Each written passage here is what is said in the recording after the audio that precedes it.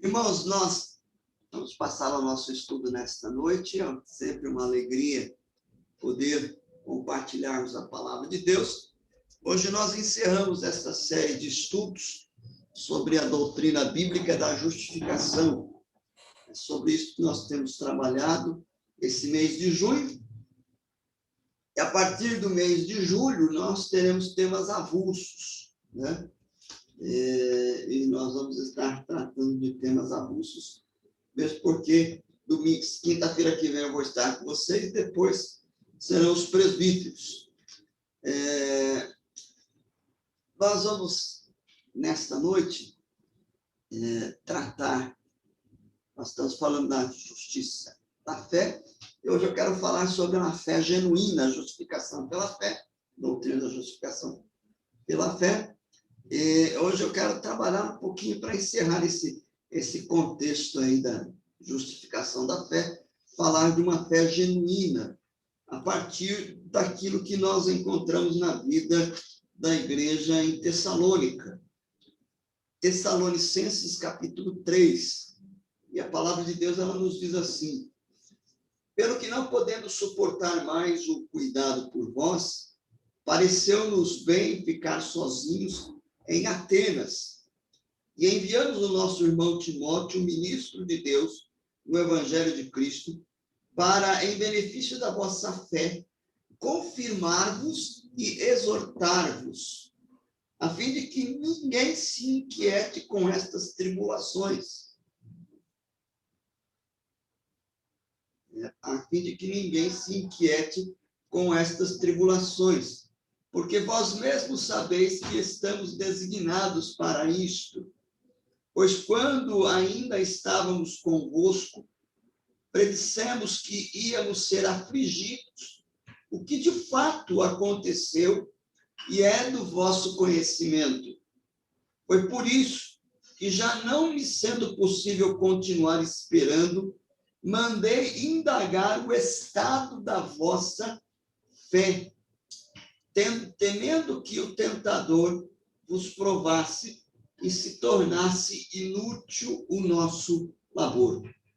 Agora, porém, com o regresso de Timóteo, vindo do vosso meio, trazendo-vos boas notícias da vossa fé e do vosso amor, e ainda que sempre guardais grata lembrança de nós, desejando muito ver-vos, como, aliás, tenho-vos, como também nós a vós outros. Sim, irmãos, por isso fomos consolados acerca de vós pela vossa fé, apesar de todas as nossas privações e tribulação, porque agora vivemos, se é que estáis firmados no Senhor.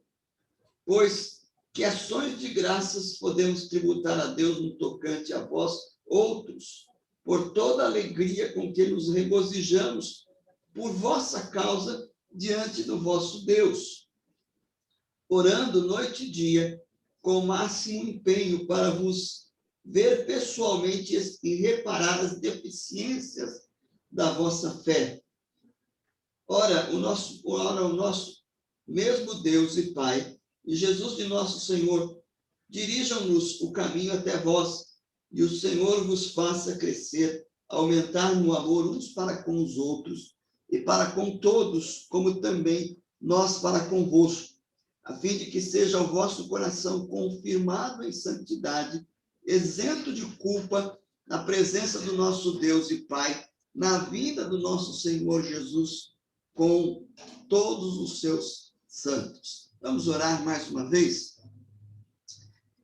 Pai, pedimos que o Senhor esteja abençoando a tua igreja, que reúne-se para meditar na tua palavra.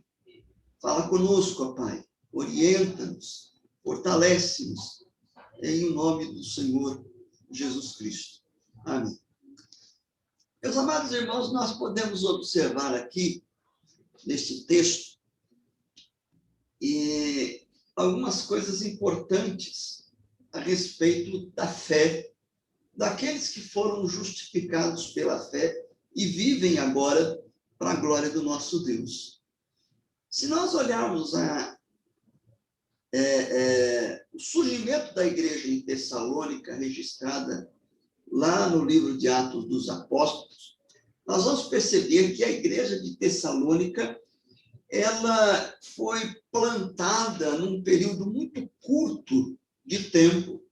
Paulo ficou muito pouco ali com eles, não chegou a nem um mês estando ali na vida daqueles irmãos, e nós vamos verificar que esse período, ainda que pouco, foi suficiente para que houvesse uma conversão de judeus e muitos homens que eram tementes a Deus. Os tementes a Deus eram gentios que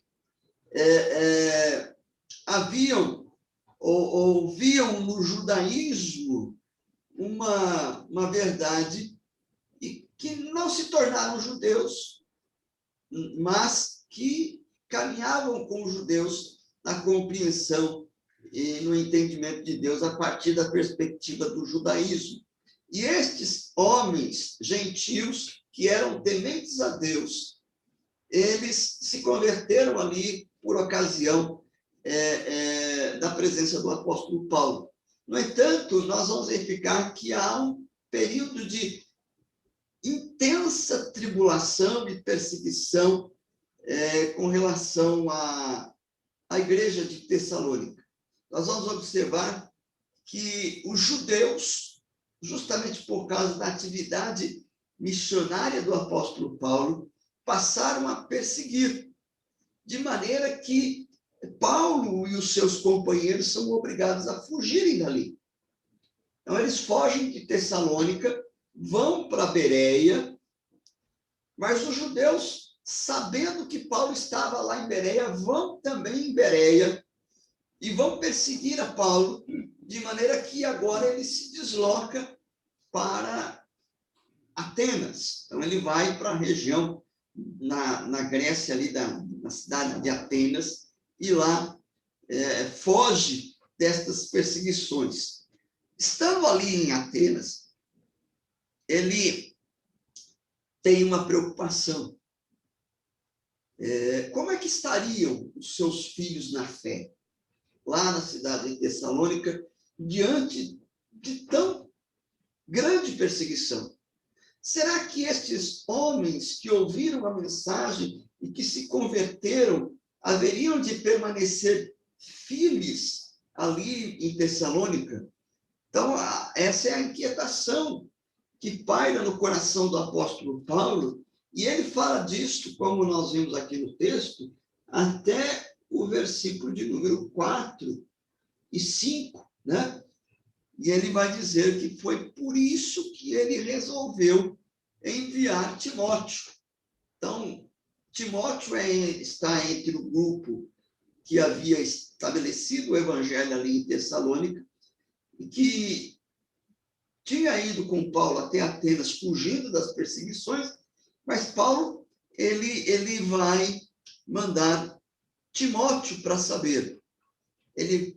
Paulo, ele nos conta de que ele ficou tão preocupado que ele queria voltar, mas, de certa forma, ele não foi permitido voltar ao meio da igreja de Tessalônica, e então ele envia Timóteo, né, no sentido de que Timóteo pudesse fortalecer a fé que há na vida daquela igreja, na vida daqueles irmãos. O Paulo tinha essa preocupação. A partir do versículo 6, Paulo fala do regresso de Timóteo e da alegria em receber boas notícias por parte de Timóteo acerca da fé que os tessalonicenses abraçaram.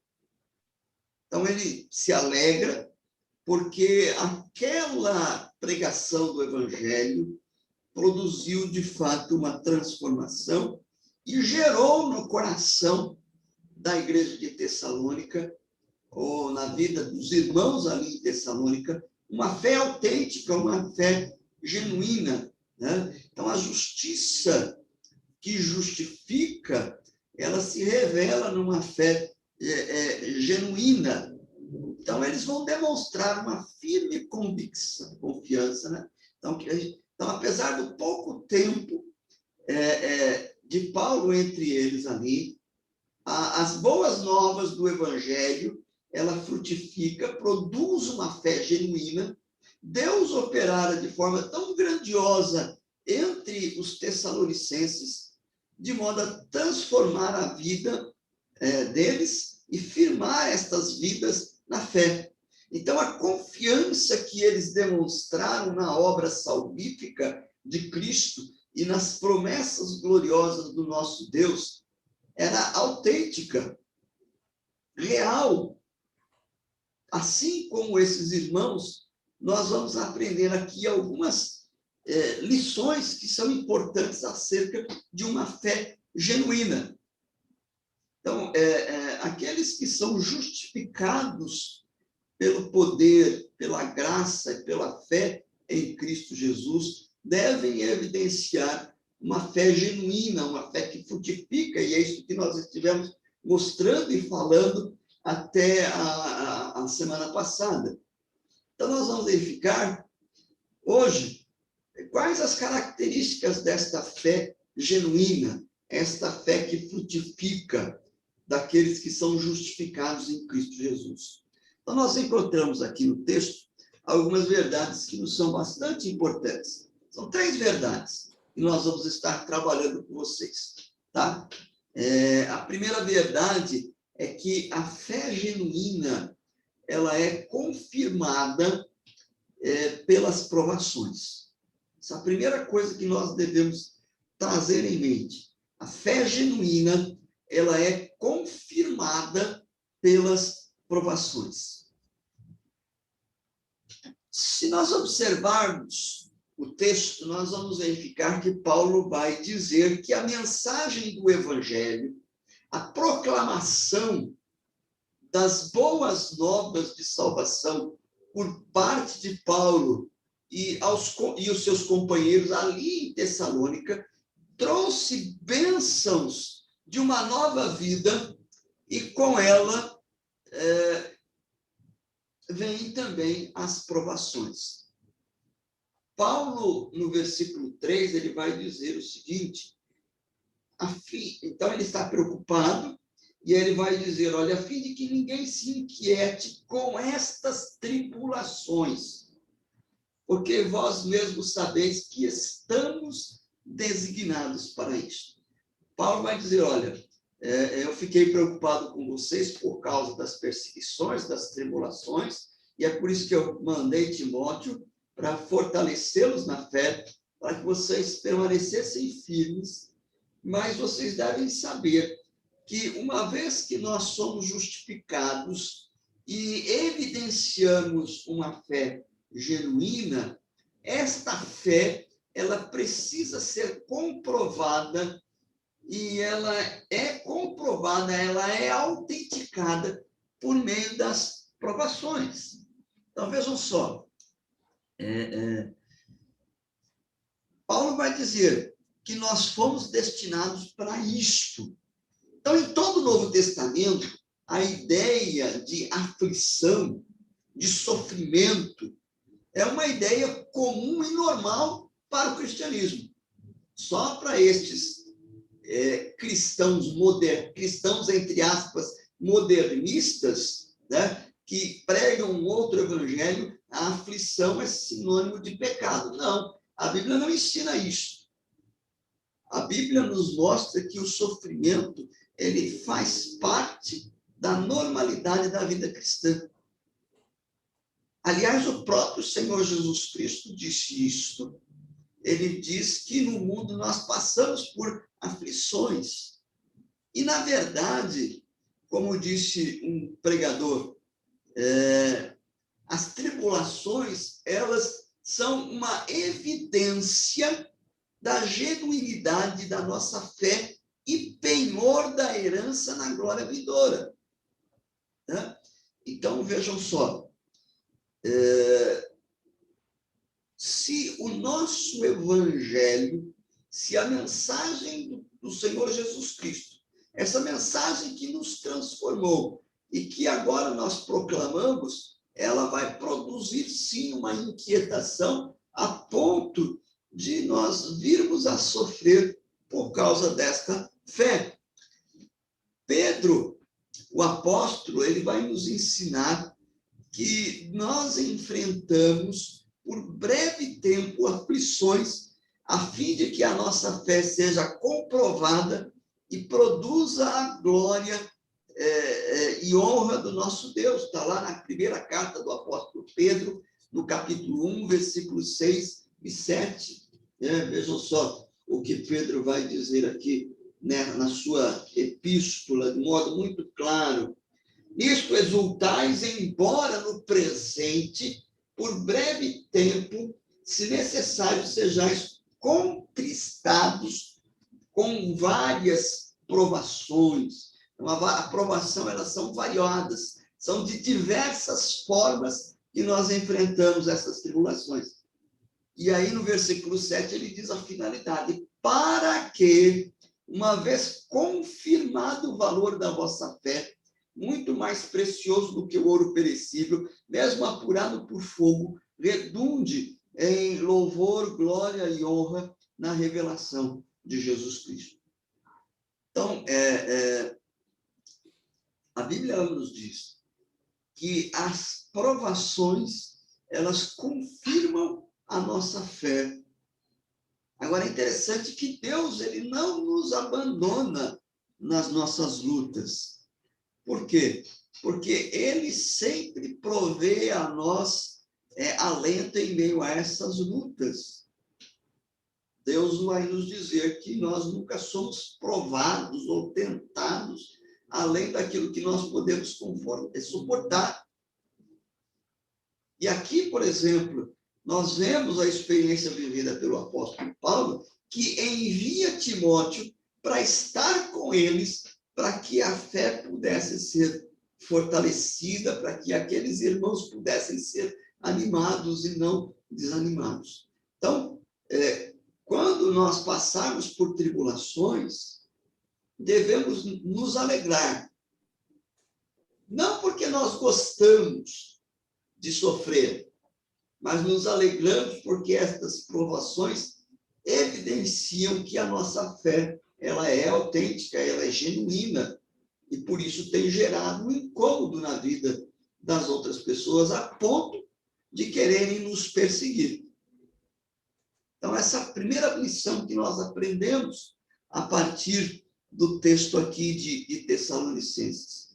A fé genuína, ela vai ser confirmada pelas provações. Então, a nossa fé, ela precisa ser provada, né? E ela é provada por meio de sofrimentos e lutas que nós enfrentamos no nosso dia a dia, que vão evidenciar a autenticidade desta fé. Né? Então, não estranhe, irmãos, como diz o apóstolo Pedro, que haja problemas e dificuldades no nosso meio por causa da nossa fé.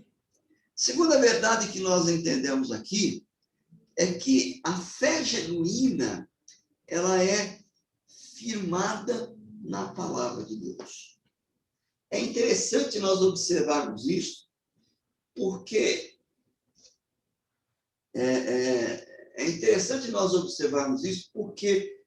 a fé, ela é gerada a partir da palavra, não é isso? A fé vem pelo ouvir e ouvir a palavra de Cristo. Mas, ao mesmo tempo que a fé, ela é produto da palavra, das promessas que Deus nos faz, esta fé, ela é fortalecida por estas mesmas promessas, por esta mesma palavra.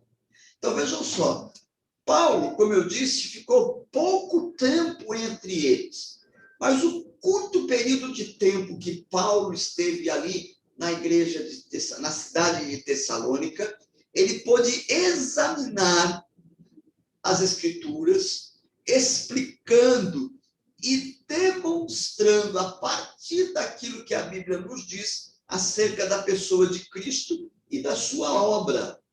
Então, a palavra, ela foi proclamada com o objetivo de apontar a Cristo e a obra que ele realizou. Então, Paulo e os seus companheiros esteve entre eles anunciando o evangelho, explicando o sentido deste evangelho, dando evidências e provas das verdades bíblicas. E, possivelmente, diante destas aflições, eles poderiam até ter se esquecido que Paulo, como ele diz aqui no texto, já havia dito a eles que eles haveriam de passar por tribulações. E é por isso que Paulo envia Timóteo para fortalecer a fé. Não é a pessoa de Timóteo em si que os fortaleceria. Ele haveria de fortalecer a fé, fazendo com que eles se recordassem de todo o ensino, de todo o evangelho, de toda a verdade que Paulo já havia dito entre eles, para que eles não se desanimassem, não enfraquecessem, mas se mantivessem firmes. Então, é isso que Paulo vai dizer, olha, Timóteo vai até vocês com o objetivo de vocês poderem recordar todo o ensino. Por quê? Porque a fé, ela é fortalecida, ela vai estar fundamentada na palavra de Deus. E aí é necessário que, como cristãos, nós estejamos sempre recordando da palavra de Deus, porque é esta palavra que vai fortalecer, robustecer a nossa fé, né? Então, nós vamos verificar que é interessante, por exemplo, uma criança, quando ela nasce, a gente deseja que ela cresça e desenvolva, e isso é natural. E nós queremos ensinar às crianças muitas coisas. E entre as coisas que nós desejamos ensinar, é ensinar a criança a andar. Quando chega o momento em que a criança começa a dar os seus primeiros passos, nós ajudamos, nós queremos ensinar as crianças a firmar as pernas e ficar de pé. Por quê? Porque é preciso que as pernas estejam firmes para que a criança caminhe. A preocupação de Paulo aqui não era fazer com que os irmãos de Tessalônica andassem, mas que eles estivessem firmes, sem vacilar, para que eles prosseguissem na vida cristã. E esta firmeza só é alcançada por meio da compreensão da palavra de Deus, irmãos. Daí a importância de nós estarmos ensinando, aprendendo na palavra de Deus. Paulo, quando escreve na sua segunda carta, aquela mesma igreja, vai exortar aqueles irmãos, dizendo que eles deveriam permanecer firmes, guardando as tradições que vos foram ensinadas. Estas tradições devem ser compreendidas como a mensagem apostólica. Não o ensino de homens, mas a mensagem dos apóstolos. Eles deveriam seguir a verdade em amor para que não sejam como meninos inconstantes, levados para todo vento de doutrina. Então, uma vez que nós alcançamos a nossa justificação em Cristo Jesus, nós devemos estar conscientes que a nossa fé vai ser provada. Devemos estar conscientes que nós precisamos nos fortalecer na palavra para que a palavra de Deus ela nos dê firmeza para que a gente possa prosseguir. E por último, Paulo vai nos ensinar aqui nesse texto que a fé genuína, ela é sustentada pela oração. Isso que é muito interessante. Paulo vai dizer que lutou com aqueles irmãos em suas dificuldades por meio das orações. Ele vai dizer, orando noite e dia com o máximo empenho, para vos ver pessoalmente e reparar as deficiências da vossa fé. Ele diz que ele rogou continuamente a Deus, pedindo para que Deus os fortalecesse, para que Deus os abençoasse e os fizesse crescer. O que confirma a igreja é o ministério duplo da palavra e da oração. Se houver ensino e pregação, mas não houver oração, as pessoas terão luz, mas não poder. Se houver oração sem o ensino da palavra, talvez você tenha um grupo de entusiasta, mas com mais calor do que luz. Então, o pastor, o professor da escola dominical, o missionário, aquele que lida com a verdade do evangelho, precisa ter uma mensagem pautada na palavra e na oração. Palavra e oração. Palavra e oração. A gente costuma brincar, né? Que o crente precisa de vitamina BO, né? BO, Bíblia e oração.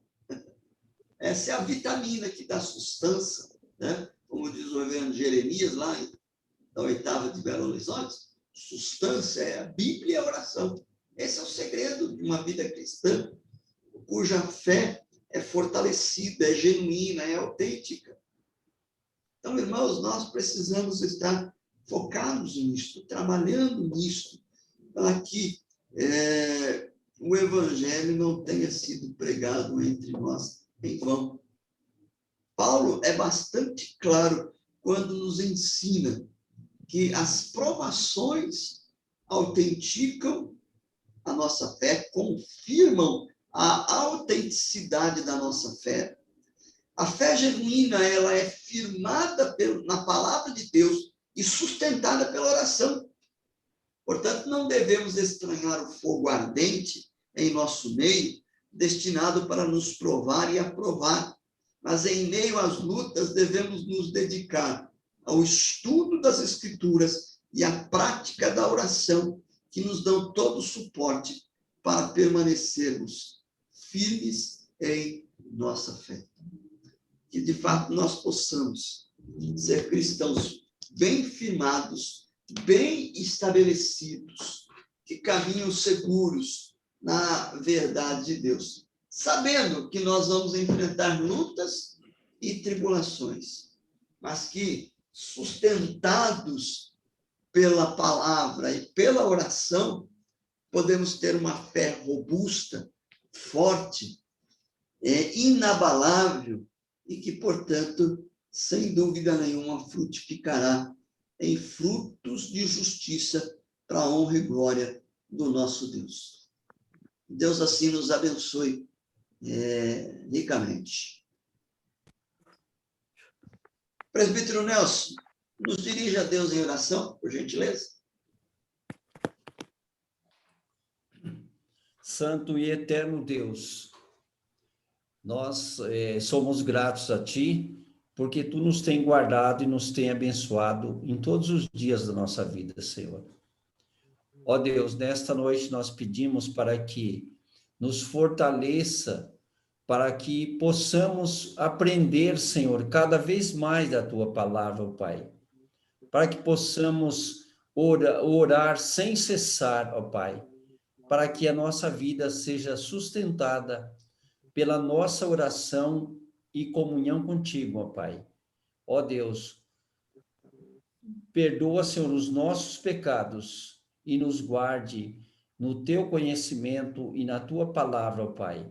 Pedimos tudo e agradecemos e pedimos também, Senhor, para que abençoe o nosso pastor nas suas férias, Senhor, para que ele possa descansar um pouco também depois de tanto trabalho neste ano, de tanta pandemia e tantas dores de cabeça, Pai. Pedimos tudo e agradecemos em nome de Cristo Jesus. Amém. Deus nos abençoe ricamente e nos fortaleça, e que permaneçamos firmes em nossa fé.